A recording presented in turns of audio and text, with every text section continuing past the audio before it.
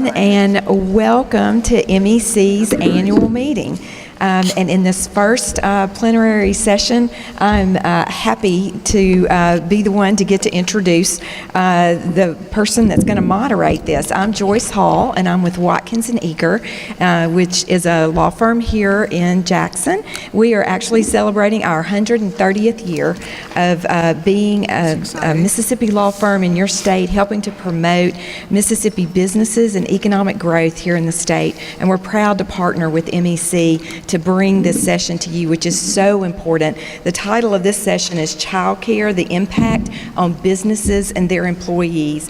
And I am going to turn it over in just a minute to Suzette Matthews, who is the VP for University Advancement at Delta State University and Executive Director of the DSU Foundation. She's going to moderate this session on the discussion of how child care accessibility affects workforce participation and business operations, and then the solutions that businesses can work toward to help solve this major issue. We know that workforce development is the #1 issue on businesses' minds today, whether it's a business that's already here in Mississippi or it's a business that we're trying to recruit to come. That is the #1 question and the #1 issue for today is workforce development. And as we know, one of, if not the #1 barrier to workforce development is access to good child care for workers. So this is a very timely topic, and I am happy to turn the program over to Suzette.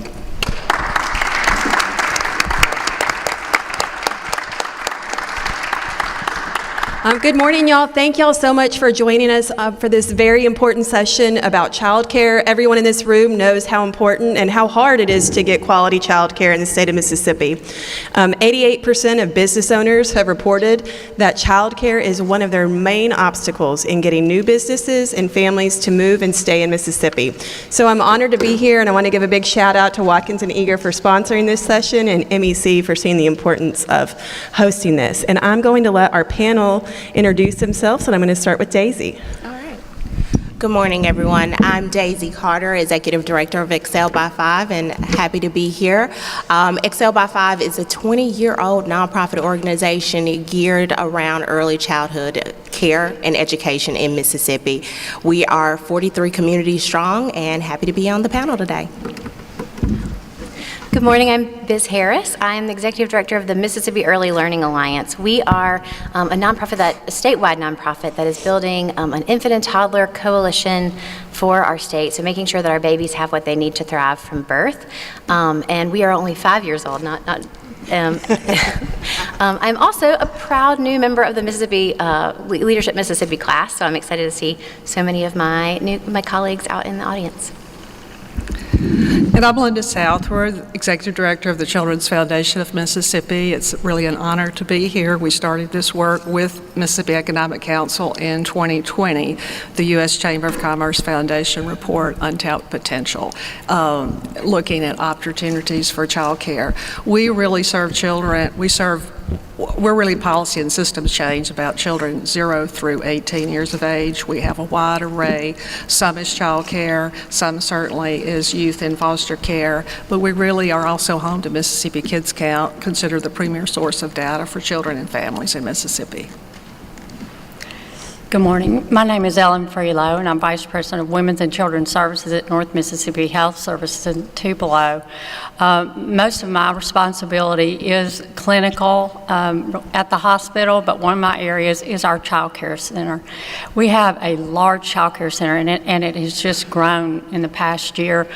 We have over 220 children in our child care center, and it is not enough, but really enjoy working with that part of our services, and look forward to talking with you about that today.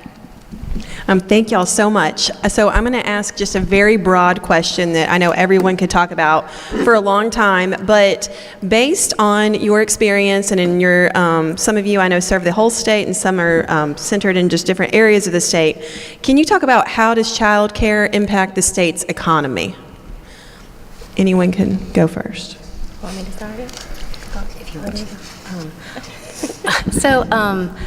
I wrote a report we released in the fall, and thanks to a lot of work by the state economist, we were able to estimate that if 1% of, you've heard about the labor force participation rate, and so if we've been able to estimate that if 1% of Mississippians who were not working, unemployed or underemployed, could get into the labor force, that we could make like $1.2 billion for our state, and that's make $1 billion, right? And so then we were able to figure out, okay, what is the number of families, of people who we could estimate that are not working due to childcare breakdowns or care breakdowns, and that number is in the 80,000. So if we can get 12,000 Mississippians childcare, we think we can make about $1 billion for our state. So this is it's a huge piece of our economy. And I'll just echo with Biz, that's why I let her go first. She had all the statistic data, the numbers, and that's not for me. So I do know that child care is the backbone of our economy. How many of you love going to get coffee or breakfast in the morning? Just a majority of us, and we all go and get lunch, right? So say, for instance, we go on our lunch break and there's no one to serve us or provide us with lunch, right? We're upset. We go back to work, we're hungry, we're hangry. We're not able to do our job efficiently or effectively, right? However, if there are not child care providers available for the workforce, then we'll never be full. We'll never get that lunch that we went out to get. It is a waste of time. Child care provides our families to go to work, and we want them to go to work. They provide us economic status here. They provide us with, going back to work improves our economy overall throughout the state. So just remember, if you want lunch, somebody's got to be at work, right? So think of child care. Child care industries are really, really important, and they are the backbone of Mississippi. Yeah, and working in an industry that is almost all women, we face this every day. And I read a statistic that 28% of women leave the workforce because of childcare, and many of them never return. And so we need to support these women, and it's not easy. Many of them, even childcare options, don't meet their personal needs. I think we need to be more innovative in looking at what women actually want for childcare. But we've got to get these very talented women back to work if they want to be back to work. And a lot of them do want to go back to work, believe us. They want to work, but they want to make sure that they have accessible and affordable child care. Child care for me, I'm a mom of 2 young ones, is $2,000 a month. So just think about that. I want accessible and affordable child care, and that's $2,000 on top of the diapers and the formula that I have to provide to my children. And then I've got to travel to get to that affordable and accessible child care. That's an hour away, and then I've got to be at work at 8 o'clock and be all bubbly and bright and bushy-eyed, and then I've got to go and pick them up. And you're killing it. Yeah. You're killing it. I'm doing great, but that's a lot. And just like she mentioned earlier, our moms are the first ones to leave the workforce. So that's putting back, that baggage, that extra, making our husbands be the breadwinners. Do you guys want to be the breadwinners? I know my husband would love for me, but we can't afford it. I have to work, so I have to have adequate child care. And just to add to that, research has also shown us that whenever there is a turnover of one employee overall, it costs an employee or a business 20% of that person's annual salary. So you multiply that over and over again, it really shows up. In Mississippi, we really have to look at it from an economic. I mean, there's a moral part, there's a caring for the children. I see Dr. Bishop there. Rhea Williams Bishop has been leading this charge for many years, and with and Dr. Allgood with Department of Human Services. Because it is an economic issue. When you think about an industry, if you want to say it that way, what would it look like if suddenly 1,431 businesses shuttered their doors? That's just about what happened in 2020. The report that Scott and I were on, the Untapped Potential report with U.S. Chamber of Commerce I mentioned earlier, the idea was to come back, that, 10 days later that things started shutting down. Well, childcare was certainly one of the ones that were shuttered. Dr. Allgood, you're in the room. I think the COVID dollars were somewhere around $500 million with a B that came into Mississippi to keep childcare businesses open and afloat. So then when you look at that and you think about there's almost 120,000 licensed childcare seats in this state, but that's not enough to cover all the children in this state, and a parent or two are working outside of the home, the numbers really start adding up substantially. I have one more thing to add, y'all. If you want to know or want to estimate what childcare breakdowns might be costing your business right now, we create a calculator based on some information from Louisiana. That we have a code out on there's a table out there with a QR code. You can go to our website. You can put in. It has 3 data points. How many employees do you have? What are your total payroll costs a year? And then how many people do you estimate have children under 6 in your workforce? It will then calculate an estimate of that retention and that recruitment, those costs for you, and you can see, oh, this is costing my company, $40,000 a year. This is costing my company $100,000 a year, and you can see right there, is this something that is impacting you or is it not? So I hope that you'll use that calculator. Just one last thing. I was in a meeting with our Community Development Foundation. They were just brainstorming childcare for our community because they had seen that they were trying to recruit these businesses into Tupelo or North Mississippi, and they would they do their research on our community, and they want to know what childcare is available, and it's not available, and so they were trying to develop some solutions to create access to childcare, and sadly, I don't think we've solved that problem yet. There's definitely a lot of opportunity here for us to work together and figure this out. I mean, $1.2 billion if we come up with only 12,000 childcare seats. It seems like a no-brainer to me.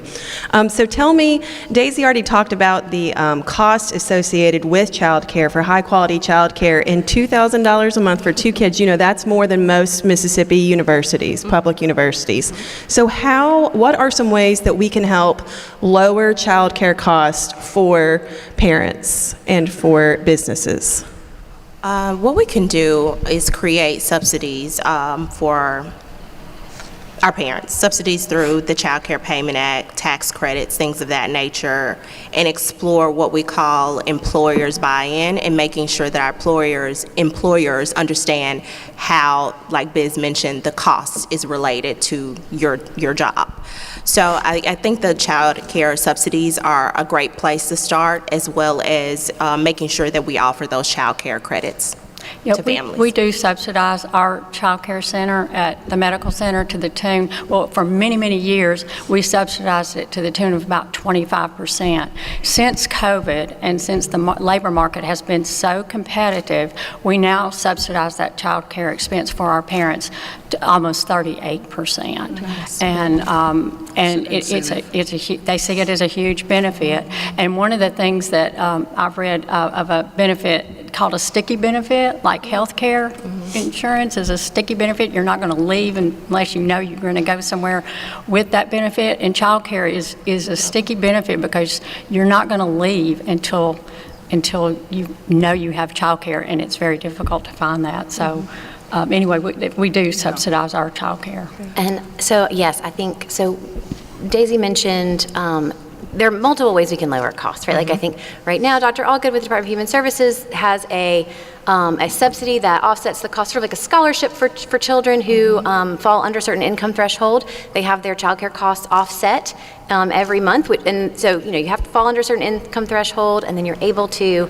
really, really afford that care and go to work. So right now, we did lose some of that funding that had been extended through the pandemic, and so there will be about 9,000 families losing access to those sort of scholarship funds over the next several months. So supporting that program is definitely a way that we could offset the cost for low-income families.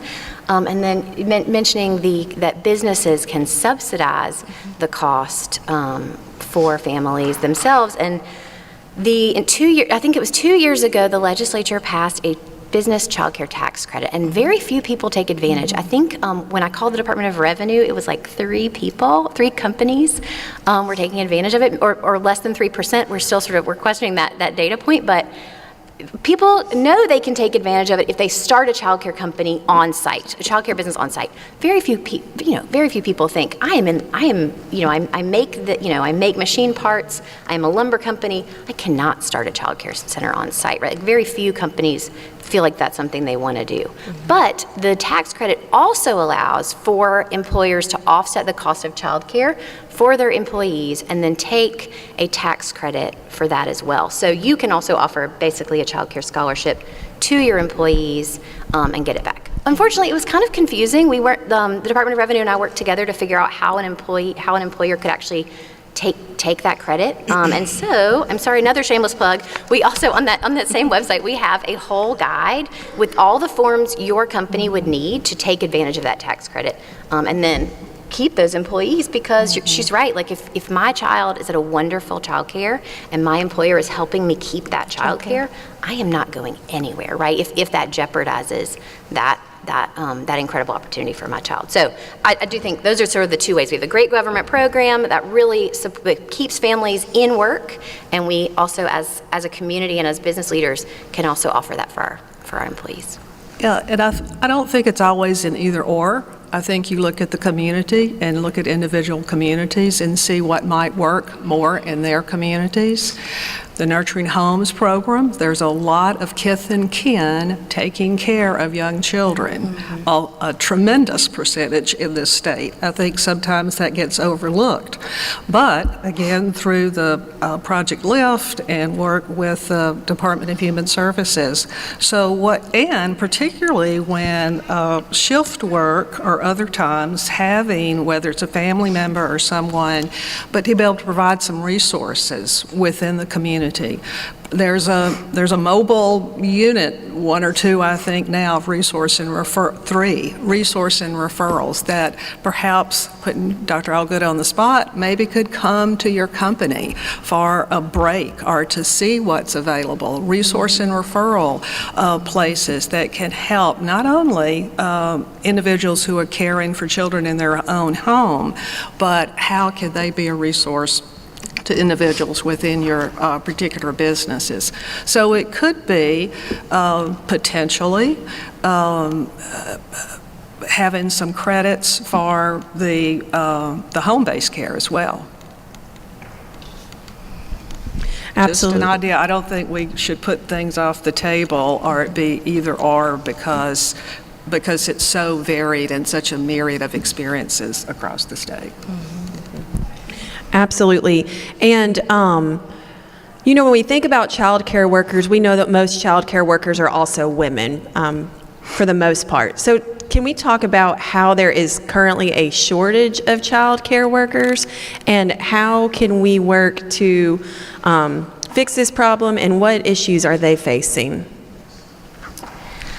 Thanks. Yeah, we called this issue of child care workers sort of a domino. It has a domino impact on our economy.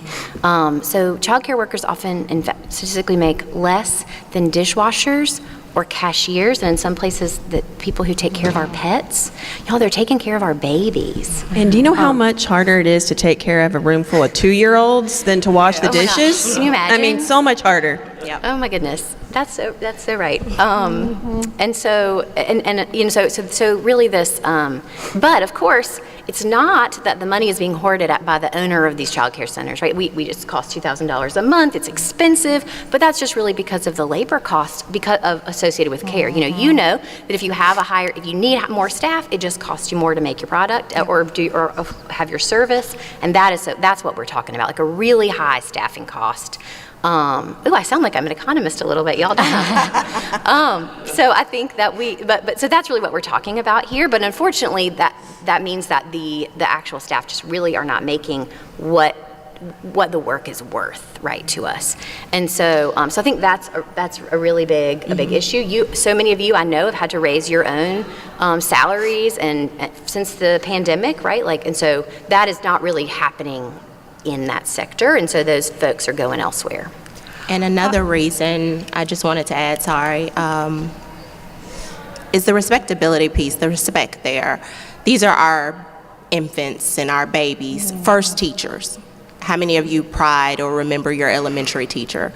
They're really, really important because, again, we're in that early developmental stages of 0 to 5 years. And a lot of people think of them as daycare center workers. No, they're teachers. They're teachers just like any other teacher. And I think the respectability piece or respect there as them being an adequate teacher providing that care to such a young age is important. Why shouldn't the salary be just as valuable as a regular teacher? I would say that. These are our baby's first teachers, and they need to be adequately paid. And if I have to go in a classroom full of snotty noses and ringworms and anything else under the sun, and I get paid $10 an hour and I can go bag groceries at Walmart, that's a no-brainer. We did a survey in the last couple of years in concert with the LUSA data and a provider survey of child care folks, and they revealed that 1/3, and understandably so for the reasons that have just been mentioned, 1/3 of child care workers had seriously considered leaving their job in the 12 months.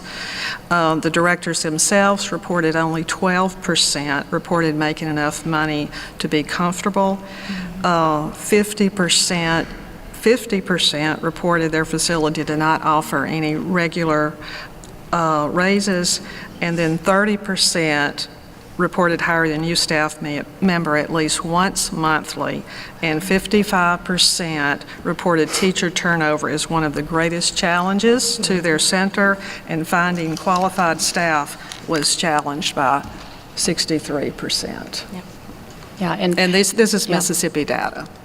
That's right on for what we see in our child care. Just getting a quality teacher, at this pay rate that we offer, and we have given raises to ours, but is so difficult. And unfortunately, you see the stories in the newspaper when you don't have quality people. And one thing is, you've all mentioned, is the importance of this level of education, and that's what it is. It's a level of education that we really don't recognize as professionals.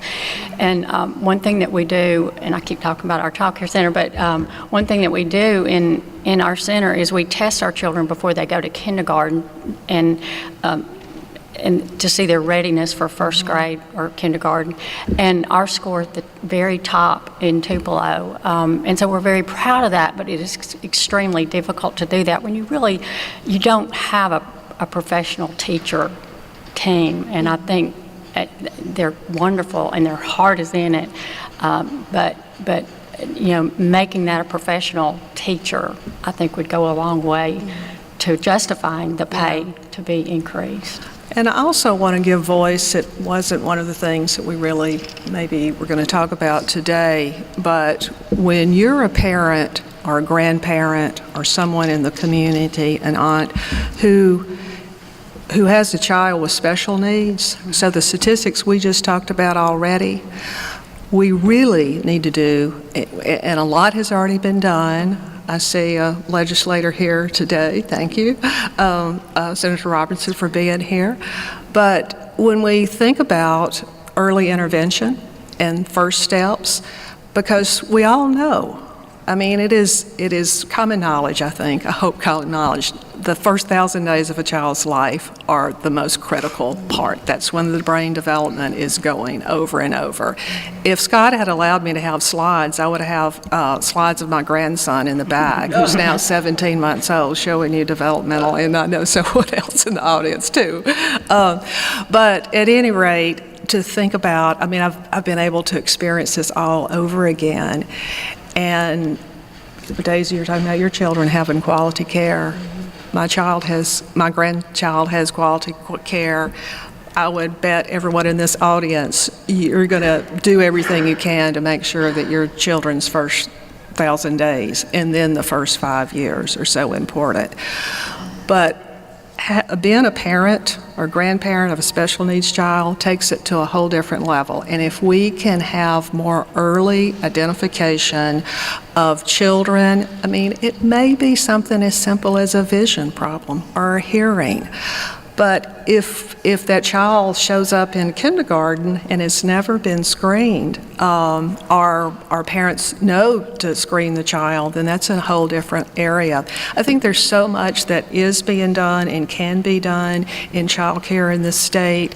I was not going to talk about the quality support system, but I am, because that tells me there's a new day in Mississippi as far as quality support system recognition, and the guru of this is Dr. Allgood, sitting right there.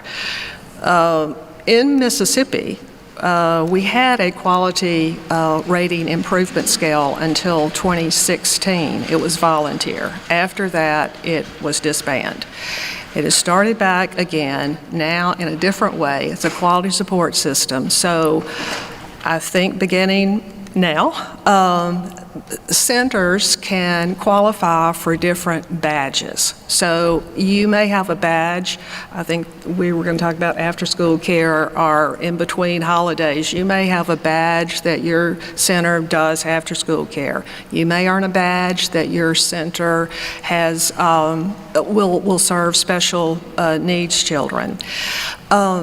Even with the slots that we have here, and I meant to hand these out, so please get them before you leave. It's a map. You can take a look of what child care slots are available in your county versus the number of children. But there's a caveat in here as well that says, even though you may have enough slots in your county for the number of children, by any means, that does not mean that every child is served, because there's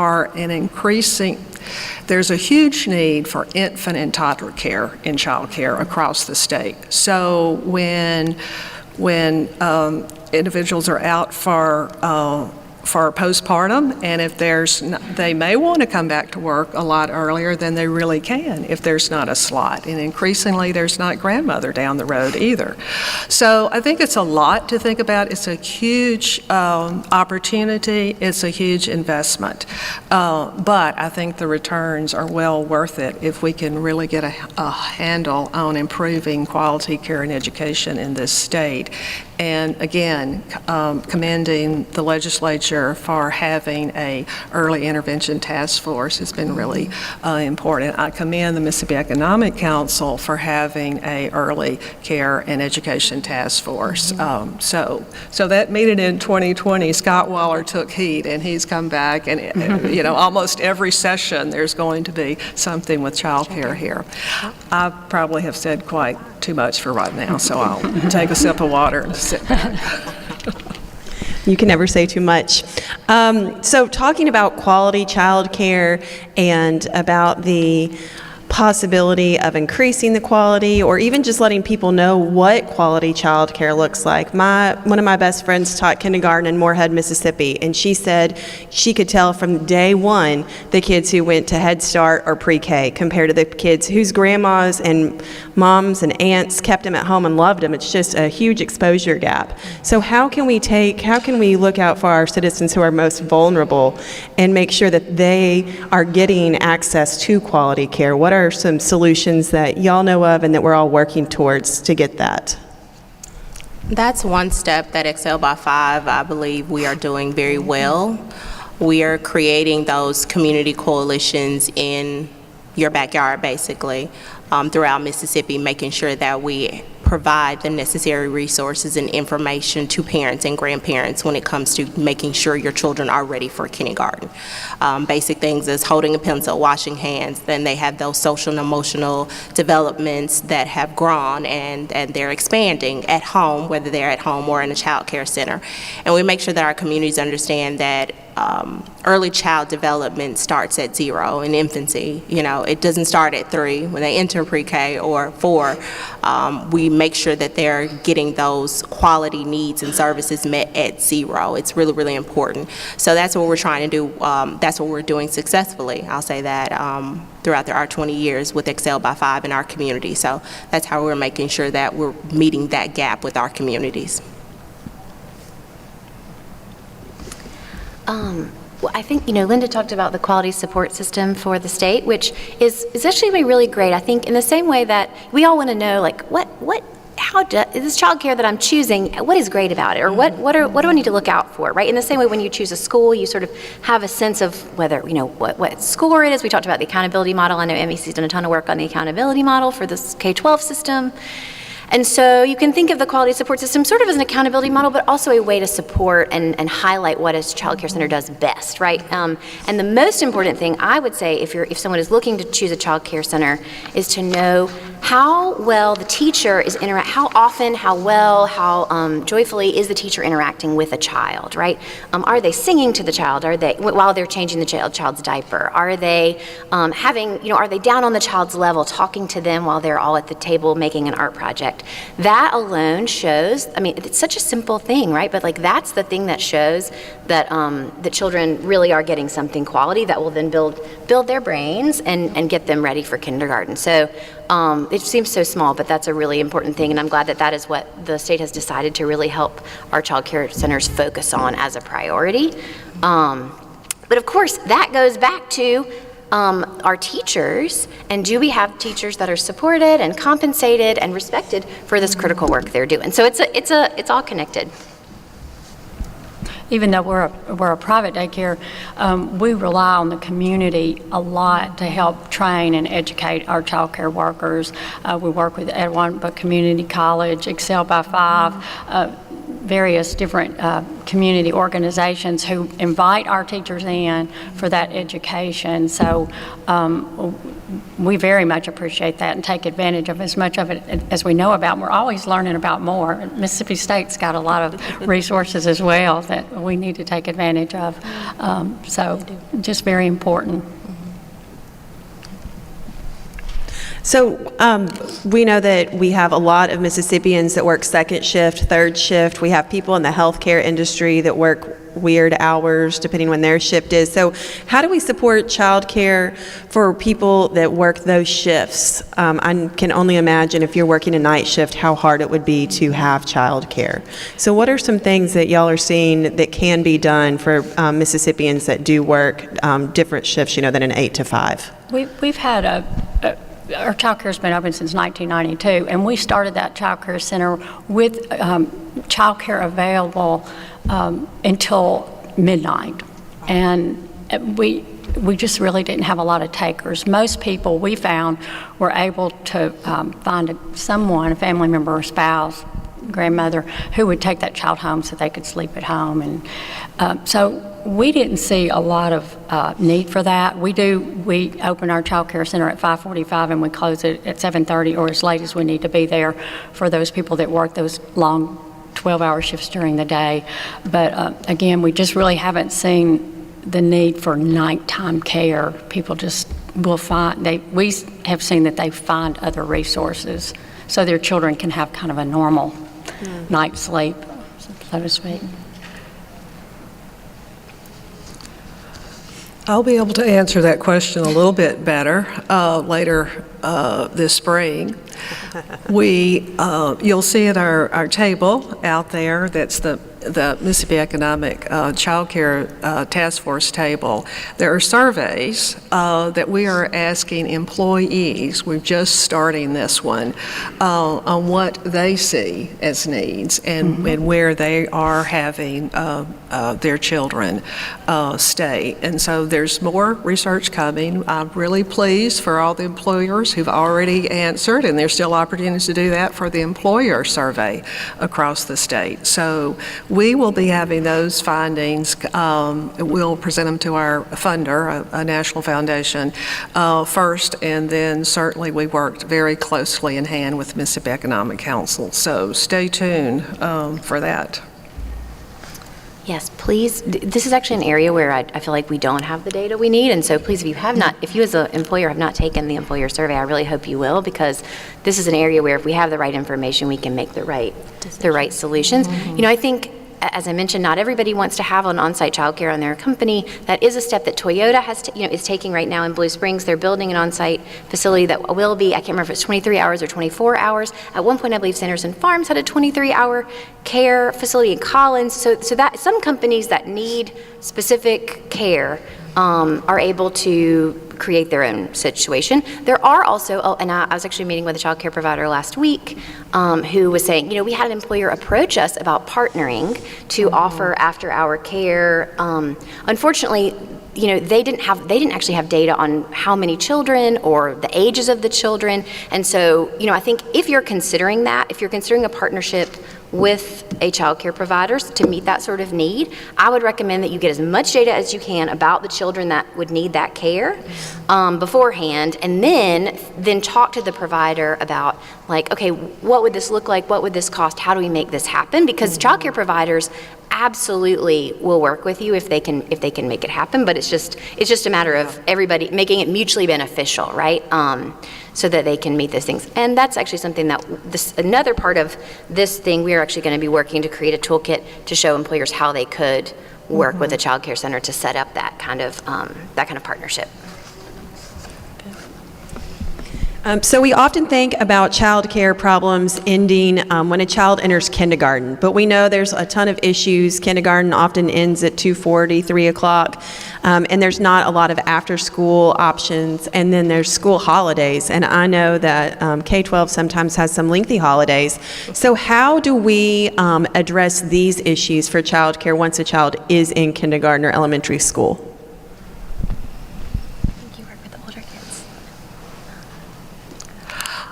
Well, I think, again, every community is different. Every community has their own set of opportunities, their own set of challenges.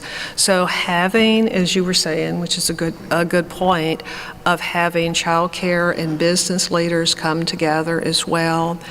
There's also, we've talked a lot about with MEC and some of our mutual work, untapped potential. There are houses of worship all over this state in every community. Years ago, like decades ago, the younger people say it's been a minute. Well, I'll say it's been decades ago, right? There was someone in a church that I was very close to. I said, how do you do this? This was one of the few child care centers in the entire state that had the national NAEYC, National Association for Education of Young Children. There's only like 10% maybe across the country. The last I checked in Mississippi, it was probably less than, what, Rhea? 3%, 4%? Anyway, this is in a church who has child care, and I said, you're NAEYC accredited. Tell me how you did this. And she said, okay, you don't call it child care. This is a ministry of our church. This is a ministry of what we need to do. Now, people have their own beliefs, etc., but there are large spaces in every community. Some are smaller than others, so after-school opportunities, they're there. The connection between, maybe it's because I am at this age, vintage at this point in my life too, but what is the connection between older people in communities who were maybe still wanting something to do and have a lot of quality years left to be able to connect after school? My hometown in Franklin County, Mississippi, started one of the first chess clubs, not the first, but one of the first chess clubs in a public school in Mississippi.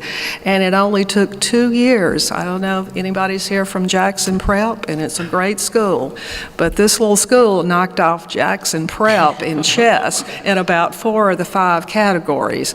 And so there are students in Franklin County, Mississippi, Mississippi, getting off the school bus after school, going to play chess. What has chess helped them do, right? I mean, we can credit Wade Creekmark for this. I guarantee you. That was certainly some of his vision because, by the way, C. Spire started as Franklin Telephone Company in Main Street, Meadville, Mississippi.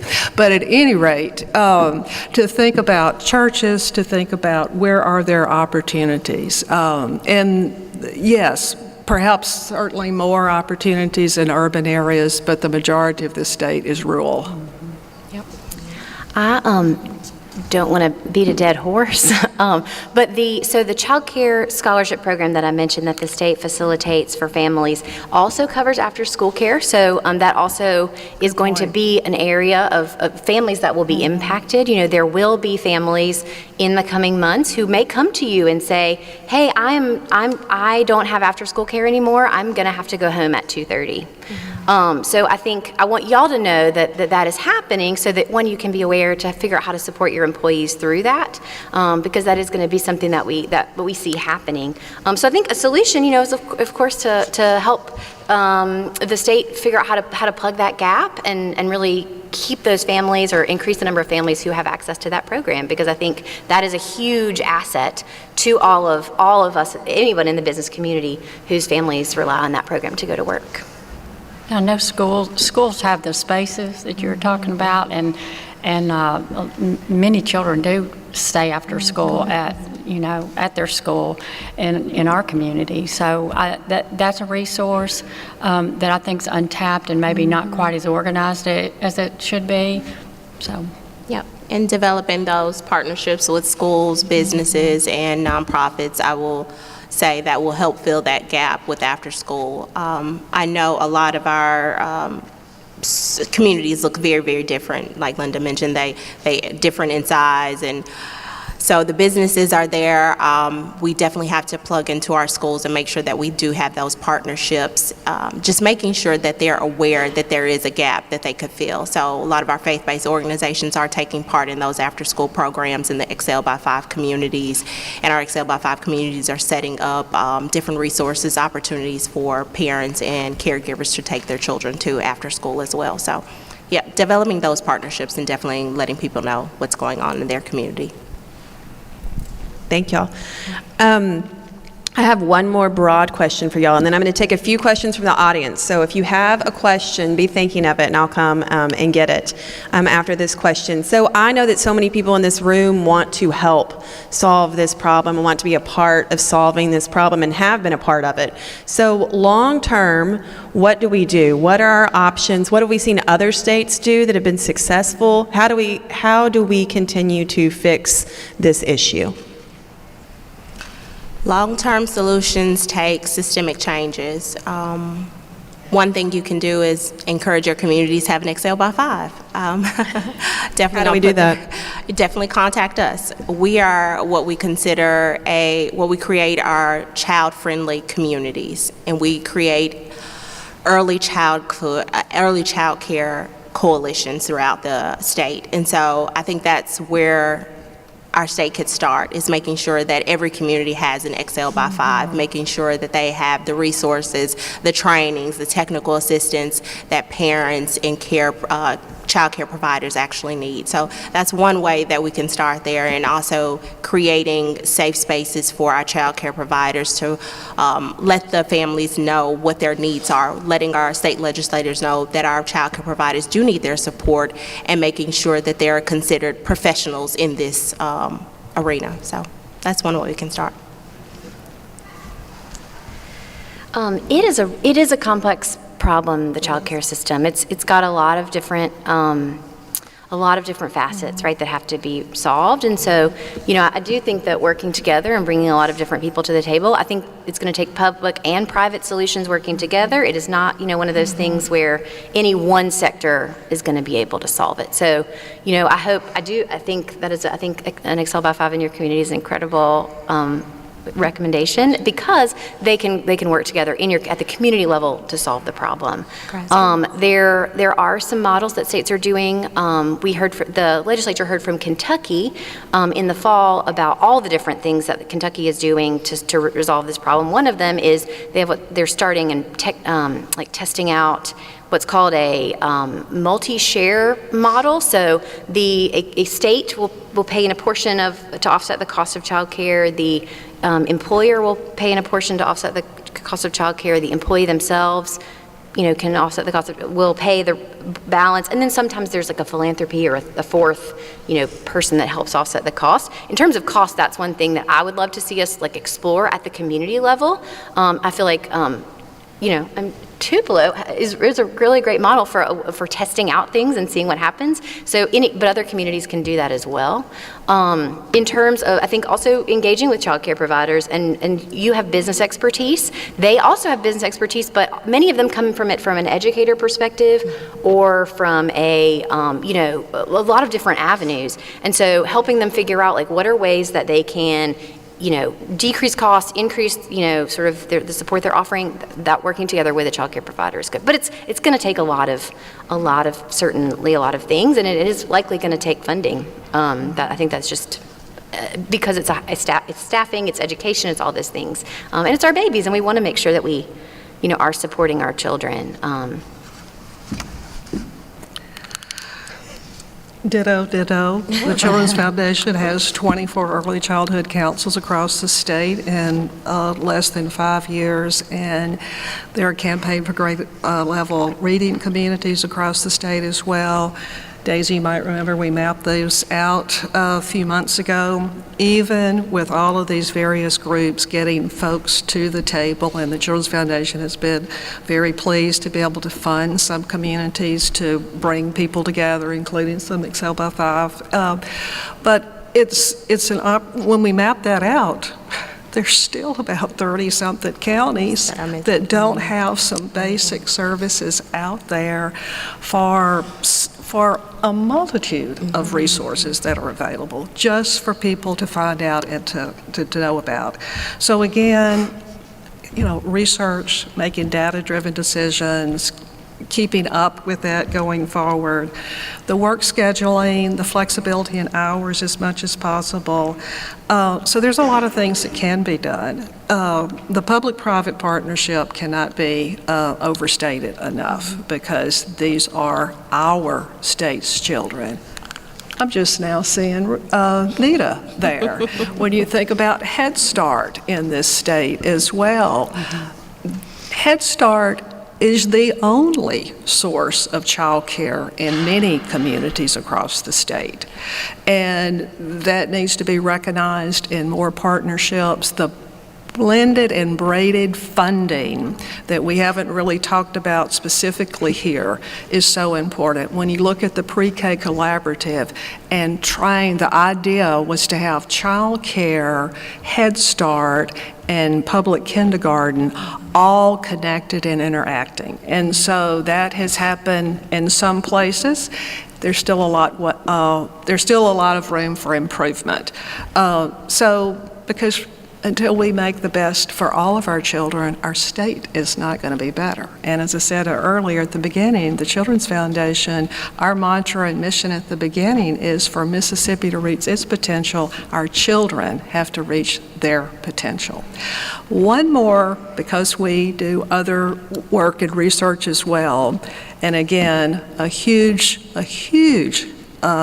shout out to the Mississippi Legislature in 2022 when the Faith Scholars Act was passed, the Bill Kincaid Faith Scholars Act, offering free tuition post-secondary education for, and I know we're talking about child care, but I'm going to bring it back, for youth who have been in foster care somewhere up to age 16. These are the young people. When you say, where are you going for Thanksgiving, it doesn't mean which set of parents. It means, where are you going for Thanksgiving? You may not have a place to go. But because of the Faith Scholars Act, we have been tracking, and we will have some research that will be coming out very soon. I wish I had the exact quote I would read, and we're going to have a video that comes out with this as well. But and so we're finding out from these young people why they are not availing themselves to the scholarship and why some are. And many of the ones who are not, guess what? Child care. And so we did a lot of surveys, but then the qualitative piece of this, there's one in particular, I think about you in healthcare at North Mississippi Medical Center. So there was one particular one, and there's stories after stories after stories that she said, I always dreamed of being a nurse. Now, we need nurses, just like we need childcare and a lot of other professionals. I always dreamed about being this. I never thought it was possible. I didn't think that was even a dream until I found out there was going to be, that I could use some of this money, and money was offset so that I could afford child care so I could go to school and pursue an education. At our Children's Foundation Summit this past February, we had a person on the panel who's now working on her master's at USM, who was a FACE Scholars person, who was only because of when it wasn't her for all 4 years, but she was maybe like her junior or senior year, and now she's working on a graduate degree. So it does come back to child care in so many ways.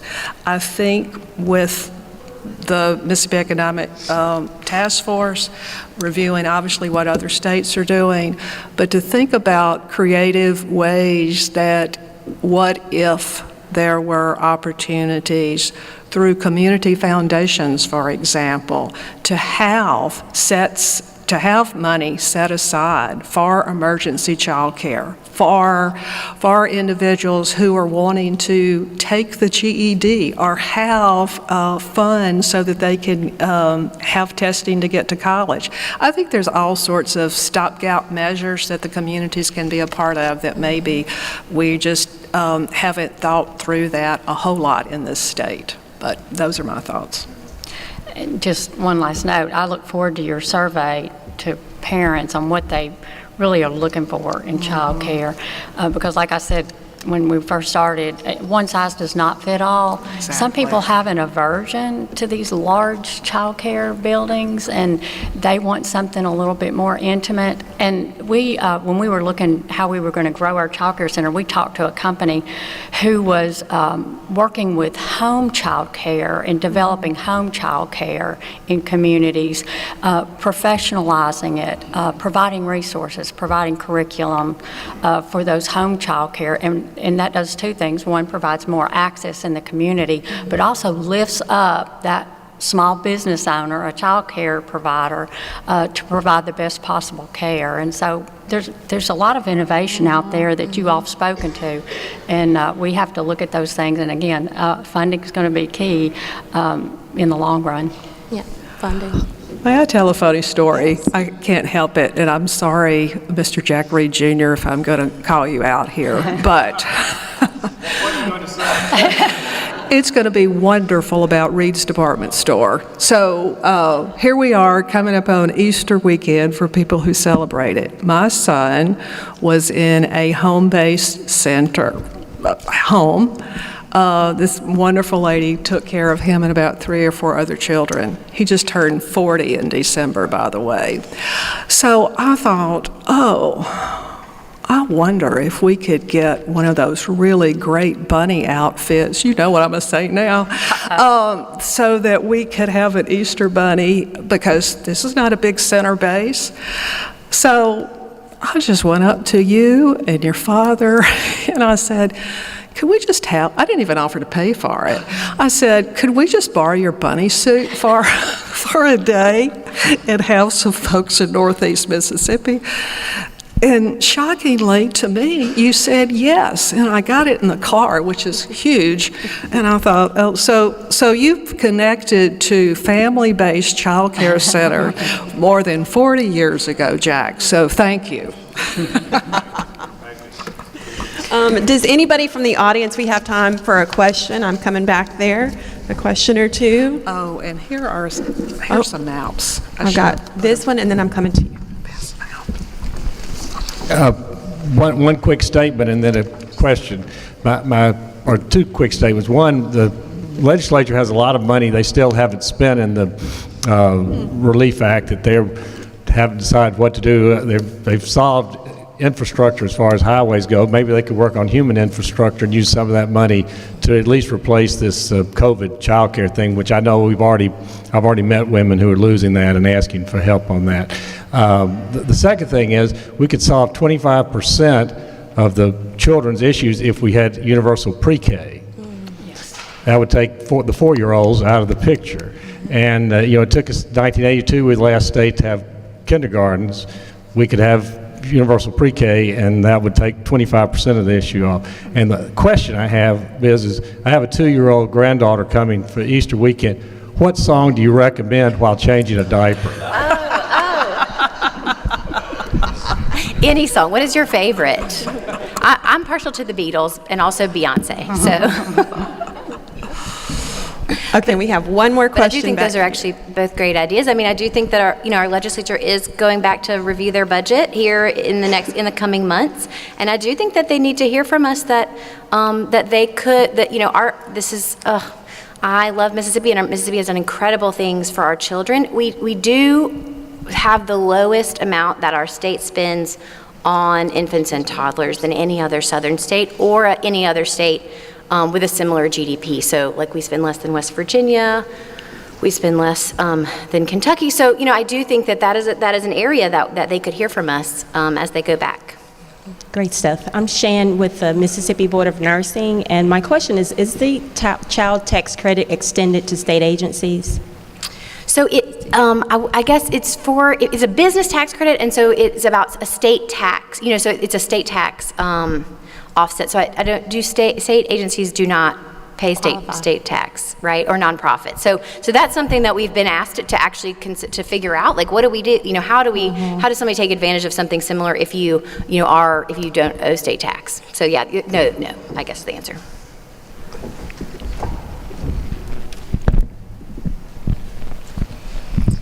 Hi, this is sort of a comment as well as a request. So I am Chad Allgood. I'm the director of the Division of Early Childhood Care and Development. We do a lot of work around building up child care. Mississippi does not have an office of early childhood specifically for birth to 5, but for all intents and purposes, we are it. We have about $23 million that we use each year to build up the quality and supply of child care. Since the pandemic, due to the training and the on-site coaching that we have provided, we have actually increased the number of child care centers by 300 across the state. I know that may sound minor, but prior to that, we only had about 1,400. So we add the additional there. The Nurturing Homes Initiative was something else that was mentioned. So that's family child care. Again, back prior to 2016, when some really bad decisions were made, we had over 800 family child care providers that were plugged in to a quality system. We lost all of that. And then in 2020, when I came on board at NDHS, that was one of the first things that I brought back was the Nurturing Homes program. Since the program has started, it got kicked off really strongly in 2022. They've recruited over 176 new family child care providers. So we are doing things to try to build up the supply of child care across the state. I have a team of coaches that includes folks that can go into the classroom. I have business coaches that can work with child care directors help them set up a budget, help them figure out their personnel costs. We are implementing the new quality system. We call it Elevate. It does roll out a system of badges that will give child care providers the support they need, but also recognition. And it will also help families recognize what child care programs are out there. We've also increased the footprint of our resource and referral network. We've gone from 17 sites to 50 sites this year. Okay, so there's a lot of work around building up quality. So I guess my request is, and this goes to anyone in the room, if you have a conversation with anybody about child care needs that are in their community, we have a wealth of resources that we are ready to put behind building up child care in your community. We are statewide. I've got folks statewide that are able to offer that support. So I just ask that, if any of you are having conversations with people and they're like, who do we reach out to? Please give them my name. Okay. I'm more than happy to have conversations. And I will say, through our partnerships with Excel by 5, with the Mississippi Early Learning Alliance, with the Children's Foundation, we do a lot of work with training and coaching with the Child Care Center at the hospital there. We are very proud to work with all of these different organizations. And as they say, it takes a village. That's so true. So I'm just grateful for the opportunity that we've had to be able to work with you all. And I just ask that, we all continue to bring each other to the table to keep finding ways that we can blend, braid resources, funding to make child care better in Mississippi. Thank you, Chad. Thank you for your work. That was planned, that he was going to wrap it up just like that, so I appreciate it. Came through. So thank y'all so much for being here, and thank y'all for everyone in this room. I know you're committed to child care. Some of you, it's been your life's work, and we can feel it, and we have so much opportunity. The next session starts at 10:30. It's about the importance of attracting new workers. I bet child care is one of them, so thanks for coming. Thank you.